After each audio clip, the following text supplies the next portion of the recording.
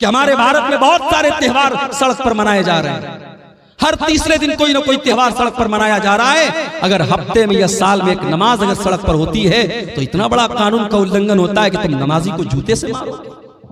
इसका मतलब ये हुआ इस्लाम के दुश्मनों को अगर चिढ़ है तो आपकी नमाज से, उनको नफरत है तो आपके शायर से है, उनको नफरत है आपकी इबादत से, आपकी नमाज से, उन्हें आपसे नफरत नहीं है। आप इस्लाम छोड़ दें, आप उनके रंग में रंग जाएं, आप शिर्क करने लगे, आप उनके बुतों के आगे सजदा करने लगे, आप उनकी नजर में महबूब हो जाएंगे।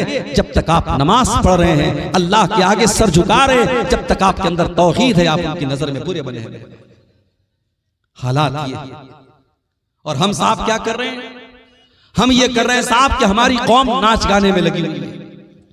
अभी मैं एक इलाके में तकरीर करने गया, पूरा इलाका अहले हदीसों का इलाका है।